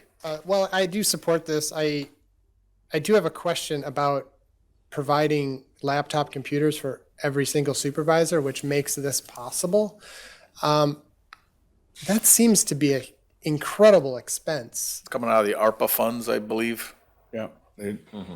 Okay, I mean, still, it's an incredible expense for our county to bear, because, you know, in 3 years, when we have to replace those computers again, we're gonna have to do that, and that, we're not gonna have ARPA money. My question is why are, and I honestly don't know, why are we so insistent that each supervisor have their own tablet or computer, rather than, you know, utilizing perhaps what they, if they don't have one, I could see providing them with one, but utilizing their own, other than to keep like a separation of, you know, church and state or private and public, you know. So, part of it, yeah, the big part of it's open records, and we want to supply it. The other part of it is that, and a lot of you will probably contest to it, that these small tablets are not very reliable. And I'm not real IT or techie, but I think it runs on a different platform or something, whereas a laptop being a little bit bigger will run on something that's more universal or reliable. We've had several people that have had their cameras go out on those little tiny tablets, and they had to go and get a patch or whatever they had to do, had to bring them in. But I think that also because of our demographics, having a little larger screen will be helpful. Also, I think that this is something that if we look at what it's going to cost us in that investment and what it's going to save us in copying, because that's a cost that we don't see above and beyond the mailing, above and beyond the lag time and the irresponsibility of the mailing getting there on time. You know, a lot of these people, I hear stories about, I got my packet the day of it, or I got my packet the day after the meeting in some cases. So I think there's more than just one advantage to it moving forward. So Supervisor Laddick. Yep, thank you. You have to be on a county device to even get your email. You can't not get your county email on your personal device. If you can, I don't know how you did it, because I've been to IT and they tell me I cannot do it. Yeah, you can log in anywhere in the world. You can go to a computer. You can go to I could go to a library and log in with to my county address if I wanted to, as long as I have that address, or the address and the password. Okay, well, it's good to know, because I've asked them, and because I used to have dual on my cell phone, where I could flip back and forth between personal and county, and I can't do that anymore. Okay, thank you. Supervisor Matt Jakowski. Thank you, Mr. Chair. I apologize. One of the things I'd like to see, some of us still like to use paper even though we're electronically inclined. To me, it just flows better if I can write notes on paper. I've tried writing notes on a tablet. I've tried writing notes on, I'm just better when I write notes on paper and I can look back at the paper copy and review it. If we're going to go to something like this, I'd like to see us be able to have access to a printer so we can print a packet. To do that, I hate to have to call Lee all the time and say, hey, Lee, can you print this for me? The other thing that I like here that is it, and I think we need to extend this to committees. It says the county board meeting under 3:148, I, the county board meeting agenda shall be provided to all members electronically no later than 6 days prior to a board meeting.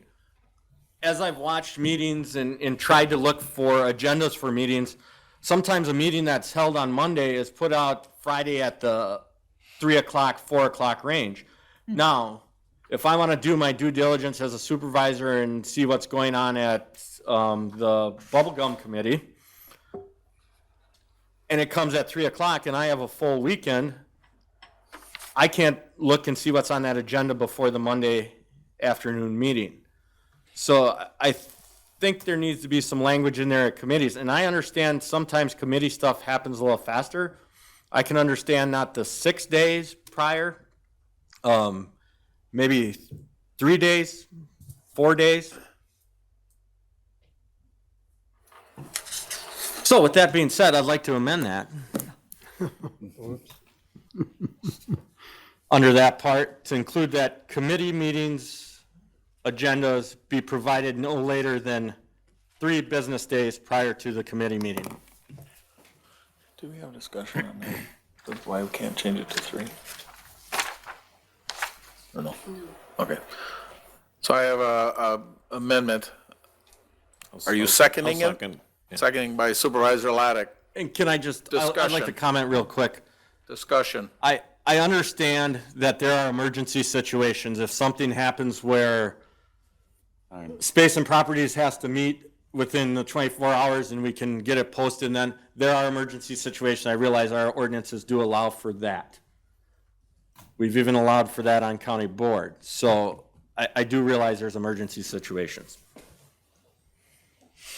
So can you state your amendment, please?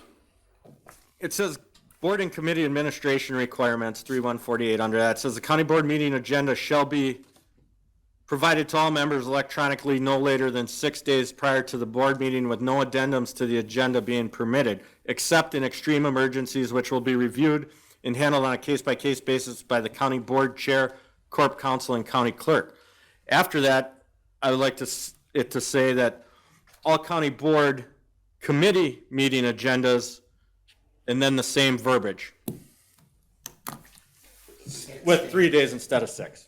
We would have to clarify if it was the committee chair that then would have,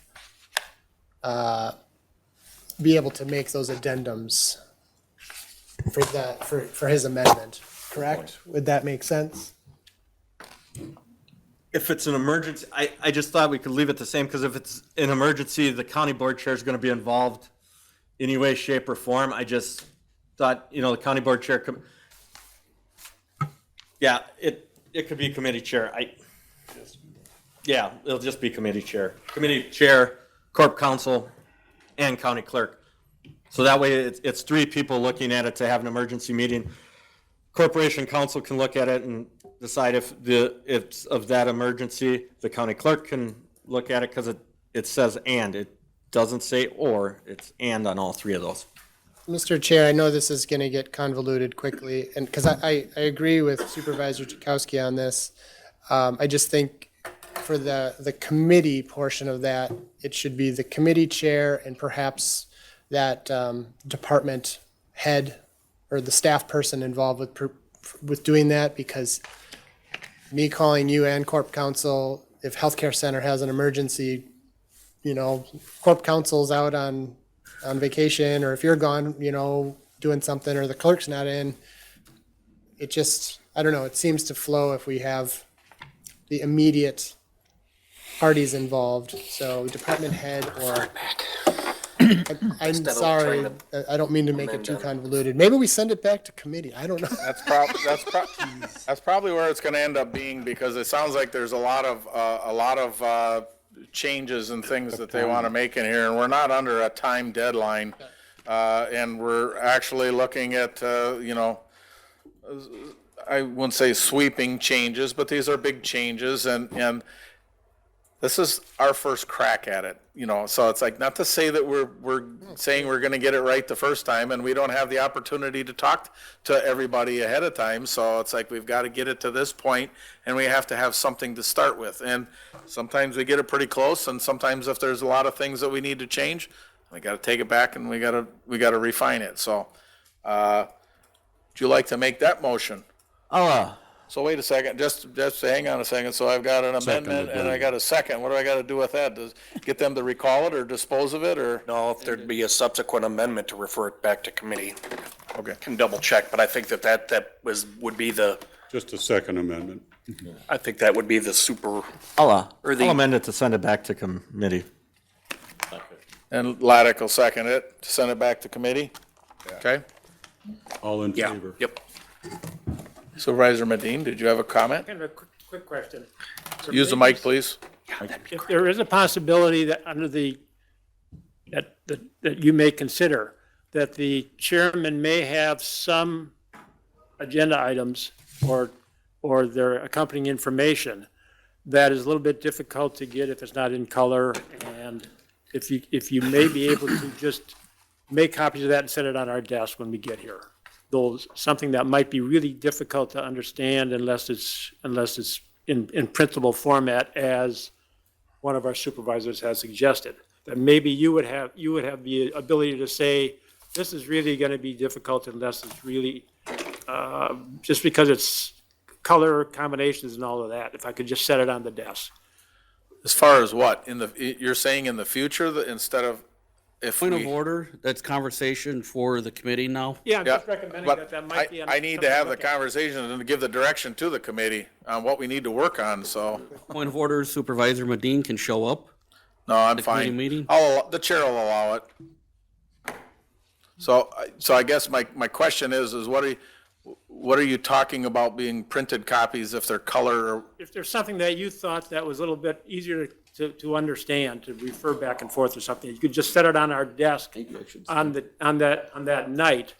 So it would be a little bit easier to understand as opposed to looking at it on the laptop. And I think that crosses over with one of our other items where we can't put things on that we're gonna vote on the desk, even if it's pertaining to it, but it would be on the computer in color, so, you should be able to find it there, so. All right, we've got a motion to send it back to committee. If there's no further discussion, all those in favor of sending it back to the committee, say aye. Aye. Aye. Opposed? Motion carries. Number 19, revision to Portage County Ordinance, Section 3.1.17, entitling Land and Water Conservation Committee to remove the USDA Farm Service Agent designated member and add a citizen member engaged in agricultural use. This is Resolution 155-2022-2024, submitted by the Executive Operations Committee. I'll take a motion. Motion by Supervisor Oki, seconded by Supervisor Moresi. Discussion. Supervisor Oki. So if I understand correctly, the state requirement for the USDA Farm Service Agency has been eliminated. So why are we choosing to add a citizen member? There's been frequent attention given to this committee size with an even number. So given that this agent now is gone, and leave the committee at a 5-member committee versus a 6-member committee. So the reason that the state removed this USDA Farm Service Agent designee was a lot of the counties to the north, I believe, were having trouble getting in a representative that wanted to be on the committee. So they had removed it, and I believe with their removal, help me out, Barry, did it state that they needed to replace it with a citizen member that's involved in ag? Correct. So the state mandate has changed from the USDA to and it actually has the definition of what an ag person is. As printed. As printed, yeah, and there's a definition, a state definition to that as well. Okay, I'll go So back we're and just, review that. we're just changing our documents to match the state's, I understand. okay? Keeping. Yep. Anybody else have any other comments? If there's no other comments, all those in favor with aye? Aye. Aye. Opposed? Motion carries. Number 20, revision to Portage County Code of Ordinance, Section 4.9.4, resulting in the increase of dog license tax. This is Resolution 156-2022-2024, submitted by the Public Safety Emergency Management Committee and Executive Operations Committee. Motion by Supervisor Rockman, seconded by Supervisor Jankowski. Discussion. If there's no further discussion, all those in favor with aye? Aye. Opposed? Motion carries. Number 21, adopting and enacting revision to Portage County Code of Ordinance, Section 3.8.25, to rescind the sunset clause of the annual vehicle registration fee and increase the fees to $30 effective January 1st, 2024. This is Resolution 157-2022-2024, submitted by the Highway and Finance Committee. Motion by Supervisor Laddick, seconded by Supervisor Dodge. Discussion. Supervisor Matt Jakowski, then Supervisor Keller. I'm going to ask to amend this back to the $25 vehicle registration fee for the following few reasons. Number one, we're solving the state's problem. The state has billions of dollars in surplus.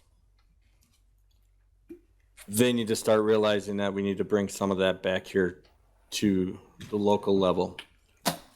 The other reason is there was $500,000 pulled from the Highway Department by Executive Dreyer, I believe it was, that would make up the difference. So we are covering up for Executive Dreyer's sins of the past. Second. Did I hear a second? What, you had made an amendment, Supervisor Matt Jakowski, to reduce it to $25? Back to the $25. And do I have a second to it? Supervisor Medine, second it? Yes. Discussion on the amendment to take it back to $25. Supervisor Laddick. You know, thank you. This wheel tax has really helped our highway department, and I guess we've got our highway commissioner here. I'd like him to maybe stay. This is going to make a difference of about $300,000 a year. All our construction costs are going up dramatically. Yeah. And we've had this in place for 4 or 5 years now, whatever it was. It's a small increase. I think it came to 1.3 cents per day. It's really not unreasonable. It makes a huge difference in our budget. Mm-hmm. We're going to spend the same amount of money. So if we don't do it, we're going to have to levy it, borrow the money, put it on a credit card, and pay more in interest. So maybe we could have Commissioner Check come up and talk about it. Nathan, I think Nathan sent out quite a bit of information there. He's got 6 or 12 pages of information. If he wanted to make a quick comment, he's more than welcome. I think that it's up to him. You sat here, you might as well talk. Sure. Good evening, everybody. Just in regards to the $25, so that amount was set back in 2018 and enacted in 2019 for a couple of reasons. So the wheel tax / vehicle registration fee is one of the primary sources for our major reconstruction resurfacing program. In years past, we had borrowed for that program. And after looking at the financial analysis, essentially for every $1 million that we borrowed, it was $100,000 in interest and fees that we paid on top of this. So that was kind of the premise on why the vehicle registration fee was enacted a few years ago. The $25 was essentially set because our $3 million program, the plan is to bank the vehicle registration fee every other year and then borrow in the odd years essentially, to try to get us off that borrowing wheel. And part of it was also that if the county did have a significant other project coming up for a building or whatnot, that we weren't so reliant on borrowing. So we were still under our $3 million program, which was supplemented by levy and other grants. But that $3 million program now to do that same amount of work that was estimated in 2018 is now $3.6 million. Our three major items that we purchased would be our chip seal oil, our asphalt, and our salt. Just in those three items alone, since 2018, that's about a $400,000+ increase. So if it's 25 or 30, we will manage whatever money's given to us the best that we can. That may be looking for other grants, that may be looking for additional borrowing, that may be cuts in other areas. So whether it's 25 or 30, we'll try to make it work. Supervisor Barry Jakowski. And thank you, Nathan. I think every one of us sitting here this evening can agree with Dave that, yeah, the more money's going to help. But again, I said this when this first came up, we do not as a county collect the gas tax, neither the state gas tax or the federal gas tax. And as Matt said, and I've said it before, we are solving the state's problem. They're collecting that tax in the city and the county of Milwaukee and Dane County because in Marathon counties, they have big concrete monstrosities. We've all been over them that cost billions of dollars to build. Now the state's running around, pounding their chest, telling us that they have big budget surpluses and they're looking for all those exciting ways to spend that money. And we as a county are taxing our residents who are already paying a gas tax, both state and federal gas tax, to solve that problem that those transportation funds should be coming back here to the local level. Again, we can all agree that Nathan needs more money. I think we all see our roads the same way. We've all been down the road that's broke up bad and the brush that needs to be trimmed along the road so it isn't coming through the windshield of the school bus. But we are solving the state's problems by taxing our local residents for something that they've already paid for. Thank you. Supervisor Splinter, then Supervisor Keller. I'm sorry. Well, initially when this was put in effect, and I remember it had a sunset clause to it. So that was, basically described to the public as a temporary fix, and hopefully everything will be hunky-dory in a couple of years. Well, here we are in a couple of years.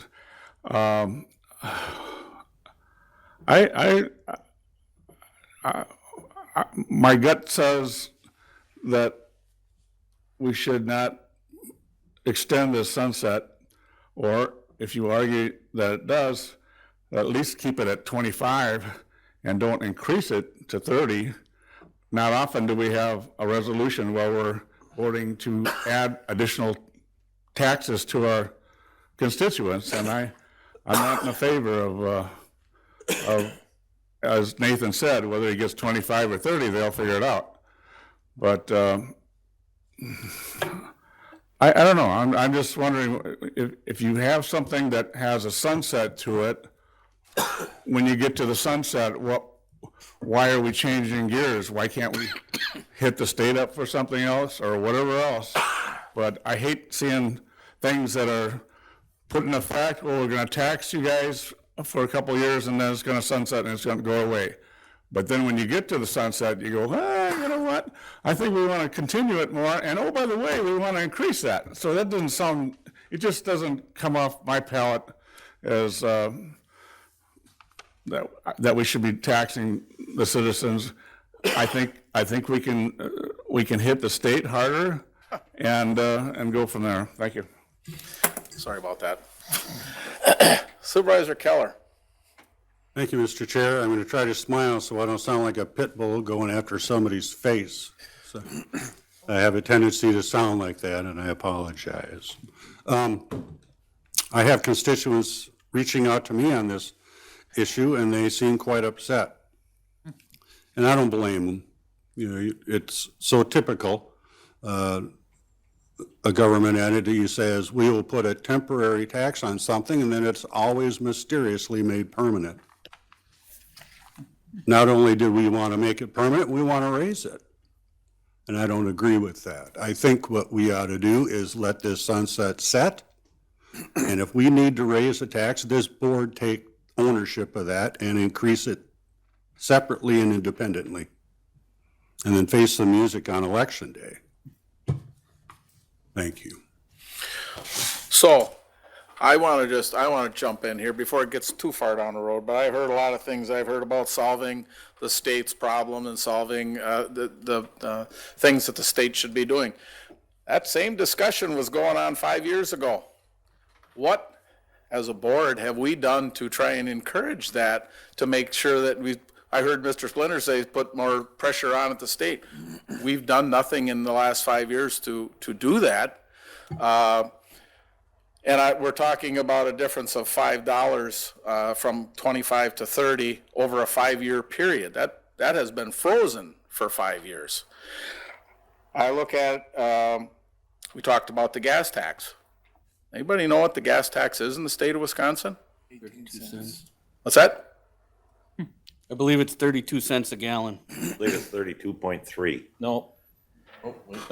What is it? Oh, keep guessing. No, come on. Yeah. Reason for time, Dave, what is the gas tax? What's that? What is the 30.9. 30.9? Yep. That's the gas tax. Why they can't raise it 1 penny every year, I have no idea. I've seen the gas jump 40 cents in one day. And matter of fact, I was at the gas station when it was $3.43, and right across the street it was $3.89. And there was still 8 or 10 cars across the street. Those people that will fill up that car in that tank will spend more than $5 on that than they would have if they drove across the street. I have a hard time believing that anybody is going to have a tough time over $5 for 1 year for their vehicle. Their car insurance, their gas, the price of the tires, the price of the maintenance, everything else went up. The price of the insurance, it's all gone up. And if you think you're saving your constituents money by not having the wheel tax, you're wrong. And the reason you're wrong is because the Highway Committee has talked about this over and over, and it's like everybody else. They have a budget. They have to live in it.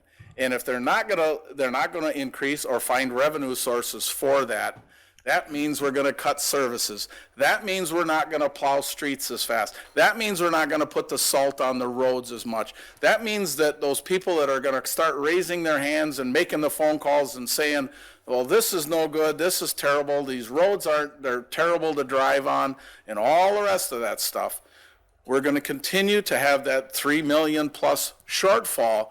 But instead of having the 1.47 or 1.4 every year, every other year to fill that hole, we're not going to have that, and it's going to go longer, and we're going to end up borrowing the money. So by borrowing the money, it's going to cost you more, unless you can tell me that you're going to tell the highway commissioner and be willing to listen to the public when they come down and tell about all the complaints that their roads aren't plowed quick enough, or there's too much salt, or it's slippery, or any of those other reasons. I'm open to hear what we're going to do to reduce those services, because you can't have both. Supervisor Barry Jakowski. Thank you again, Mr. Chair. And just to clarify, again, we all realize that if we have to borrow money, it's going to cost us more as supervisors and as members of this county, of the community here in the county, residents of the county. I think we all realize that. The perception is, though, again, for me, that we're solving this, and it's several other people, that we're going down a slippery slope because the state says, well, they got by with it somehow. We all understand if we put more money into any one of our problems here, it usually helps. But it's the idea that we keep allowing the state to say, we're only going to give you so much money, and somehow you're going to do it. And again, we all can agree upon that, yes, it's going to cost us more than the $5 per automobile to borrow the money. And I don't have that answer. You're absolutely right. I've had those conversations with our state legislators. They said, well, yeah, we're working on that. And it never seems to get anywhere. We can all agree on that. But again, I just want to make the point that we keep doing this in another 5 years, we'll need another $5, because if the state doesn't come along with more money, Nathan can, the cost of the truck and fuel goes up, salt goes up, labor goes up, we all understand that. Again, my point is that it's costing us face per se, because we keep allowing the state to say, well, we're only going to give you so much, and if you can't make it, we, as the local officials, have to make that up, and it just doesn't seem right when they're collecting a gas tax and kind of keep dangling that carrot over there. They don't, because they don't drive on our roads. We all know that. They don't care whether our roads are salted or plowed or anything else, but they got that little carrot they keep dangling. Oh, we're going to try to get you some more money. If it needs to be, I understand that. It always bites me that they're collecting the money, not giving it back to us to maintain our roads. And I thank everybody for worked on this, who's worked on this. We all understand it. We all need services, and thank you. I will stop rambling. Supervisor Syke. Thank you, Mr. Chair. Heard a lot of good discussion here, and I was going to hold this comment till the end before adjournment and see if you would let me get it in under good of the order. Keep hearing a lot about the state. You brought it up yourself, Mr. Chair. What have we done? What has anyone done in here to change the mind of the state? So that leads me to my first question. How do we put it on an agenda item to ask our state representatives, all 4 of them for this county, to come here in front of us and justify their positions that they have taken on, the gas tax and the budget surplus. Secondly, I do agree with you, Mr. Chair, but I also agree with Supervisor Keller and Supervisor Barry Jakowski and also Supervisor Laddick. This is a very tough issue. I would love to see it go away completely, like Supervisor Splinter said. And I have a hard time with it because I don't like paying a dime more for anything than I have to. I was the guy that was across the street when it shot to $3.89 and filled up at $3.39. I know exactly what you were talking about. Or later that afternoon when I got to the west side, it was $4.59. So I get your point and I understand it. But I do believe we have a motion and a second to amend it down to 25, and I would like to call that question. So, and Supervisor, we still have discussion yet. So Supervisor Laddick, I think Supervisor Keller had his hand up too. Okay, thank you. So it's $5, it's not $500. And to give you some history on the sunset, I was on the Highway Committee at that point in 2018. Governor Evers just had got elected. We were hopeful that he was going to put more money into transportation. We were hopeful that he was going to raise the gas tax.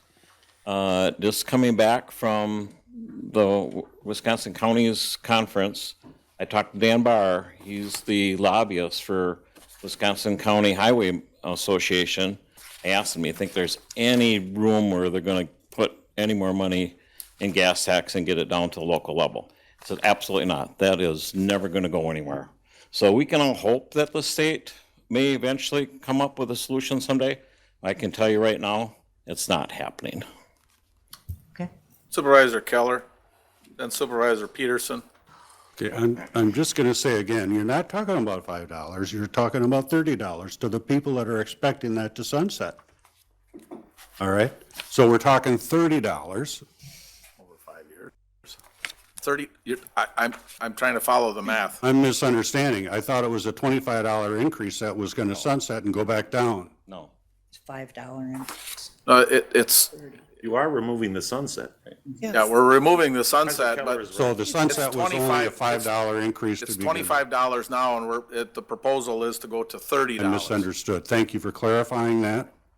I guess, yeah, $5 doesn't seem like a lot, but again, it's still this board's word that we said it was going to sunset. I'm still in favor of a separate increase after it sunsets. And the reason it was with full explanation to the taxpayer. The reason it was sunsetting was the fact that we wanted to revisit it at some point, if nothing else. So that's a part of it. But I I believe that the Wisconsin state budget for highways, Nate, this last budget has been more favorable towards highway. They've gotten, it's not the fix-all, end-all, but they have seen increases in highway that we haven't seen in the past. So some of that is working, but there's a lot of things that are working against it too. Electric cars, better gas mileage, those type of things. That's where they get some of the sales taxes from. It's a user tax. Nate?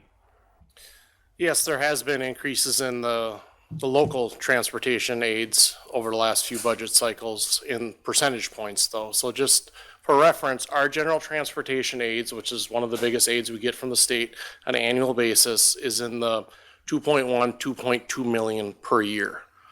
So to make up for that gap, that needs to more than double.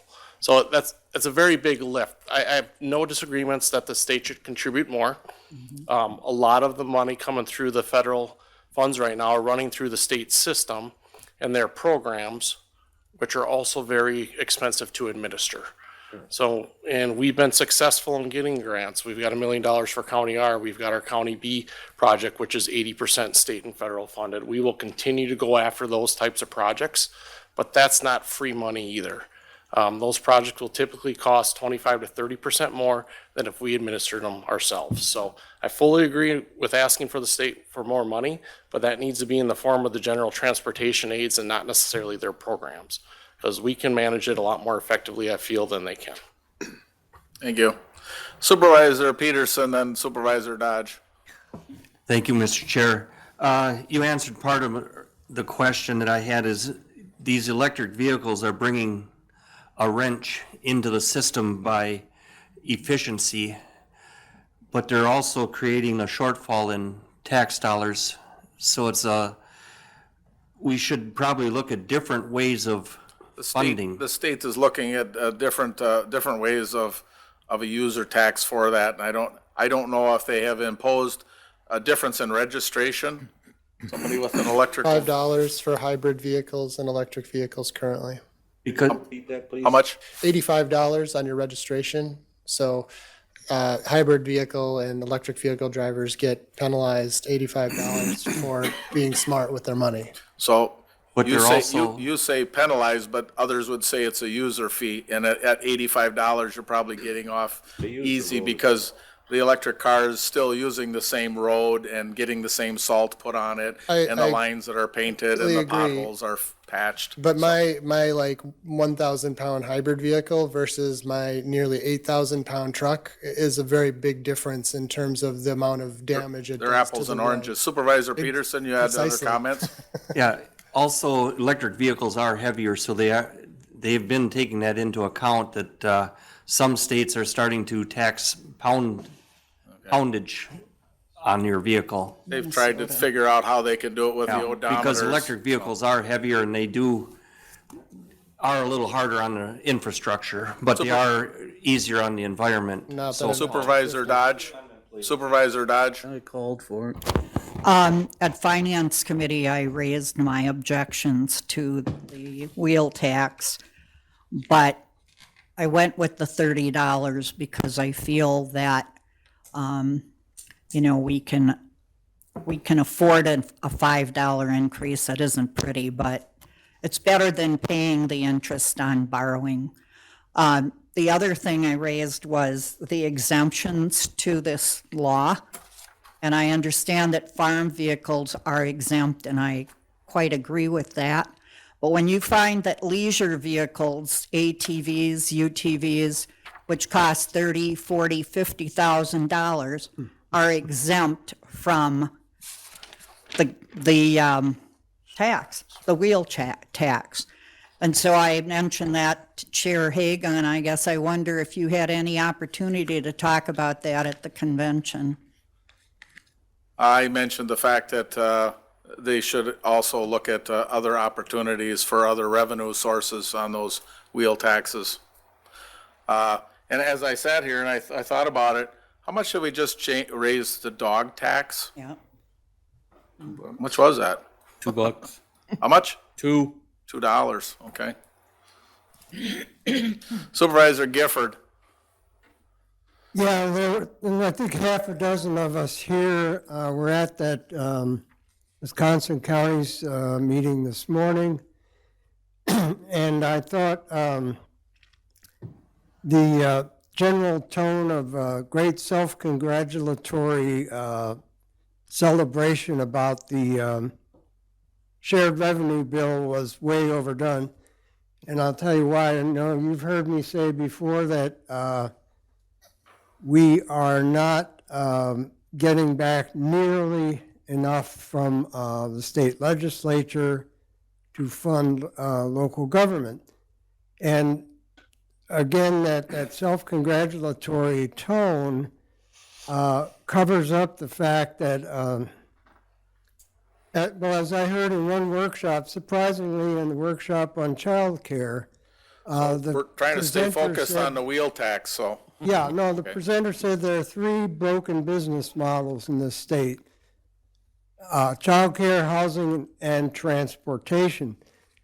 We, no matter how the vote goes down on this, we as a board, I think, should commit ourselves to keeping the pressure on that legislature to start taxing the people who can afford it, bring that money back here so that we can have the roads and bridges and so forth that our workforce that everybody's craving can get around. And for younger workers, all these costs added together make life very difficult.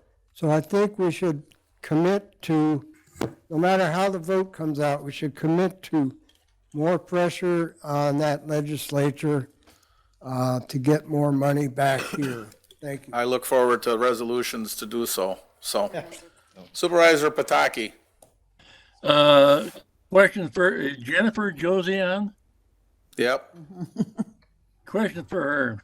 If we don't raise the 25 to 30, and if we decide that we're going to drop the sunset, which means that Nathan will be getting no money from that tax, what would be the cost for Nathan to fill that $3 million, and by us going out and borrowing money and getting the interest, and how much would that be to each taxpayer? That's a big question, Stan. I know it is, but we gotta have that answer, right? I mean, you can't just cut this stuff off and maybe one more thing, when the calls start coming into Nathan, what he should do is refer them to the county board supervisor that's in their area. I guess, you said to get rid of the sunset and have that money go away. That's not what's on the table. The only thing that's on the table right now, Supervisor Jakowski, is that to take it from $30 to $25. Is that correct? Is that the only amendment that's on there, Stan? So there's no talk about not having a wheel tax. Well, The difference is $5. All right, there was some talk about it. All right. Yep. And and that's why I wanted to clarify it, being your Zooming, is that the debate or the amendment is to reduce it from 30 to 25. There was no talk in the amendment about the sunset date. Okay? All right. Okay, you're good? Yep. Okay, thank you. Anybody else have any other comments? I just want to say, to try and make a political statement, to try and put us voting no on the $5 additional on this. I think somebody said it before, the state of Madison does not care. We increased dog tax by $2. We're not that far away. What we get in revenue for the dog tax and stuff to cover that hole versus the massive hole we have in the highway and this $5, and how that money is going to stay in the county and being used on these roads versus when they collect gas tax for everybody across the state, and how that gets distributed and trickled down, or who it goes to. This is the best use of the tax dollars and the best use of the money and the funds. It stays right here and it's used for this. And I get calls, and I've had people come up and that were upset, like Supervisor Keller, but after I got done explaining it to them and giving them some numbers and some clarifications, every one of them seemed happy, or I shouldn't say happy, seemed to understand it and go along with it. And I think I've had that conversation with Supervisor Check when he has had calls and emails. When he has spent time with those people to explain it as well, they understand it and they're fine with it. Is that correct, Commissioner Check? I don't want to speak on your behalf, but as I recalled, this $5 is not going to tip anybody over. So with that, we have a motion and amendment to take it from $30 to $25. On the amendment, all those in favor of the amendment to reduce it to 25, say, How would you like to do the vote? can I'm you? prepared either way. So we're going to use the clicker, folks. So on the amendment, if you're in favor of taking it to 25, vote yes, and if you're not, vote no.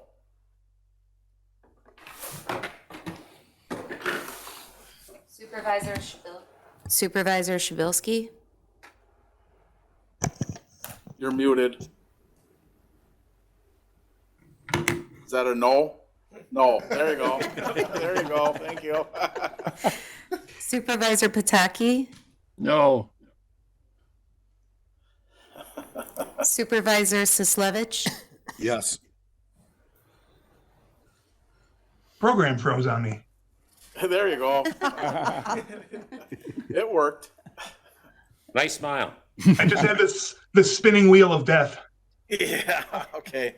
Motion fails 11 to 14. Back to the original resolution. Any further comment? Supervisor Matt Jakowski. I would just like to say, because the amendment failed, doesn't mean that I'm going to vote against this. I realize the need for the wheel tax. I just thought that the $5 increase wasn't needed at this point in time. But I do realize the need for this tax. Instead of paying $1.10, we're paying like $1.01 per dollar. It's saving us money. I do understand that. But I thought that the $5 increase wasn't necessary. I do realize the wheel tax is necessary and that to keep our excellent level of service and our excellent roads, that we need to keep the wheel tax. So I'd encourage everybody to vote for it. So, Question. Supervisor Splinter, shortly, Sir. quickly, please. I will go as fast as I can. Sorry. When I read the resolution, it says to rescind the sunset clause of the annual vehicle tax and increases the fee to $30. So I'm a little confused. This resolution seems to say we're going to rescind the sunset clause. Correct. If we vote yes on this. So no sunset. So we have no sunset clause then. Nope. And Supervisor Matt Jakowski.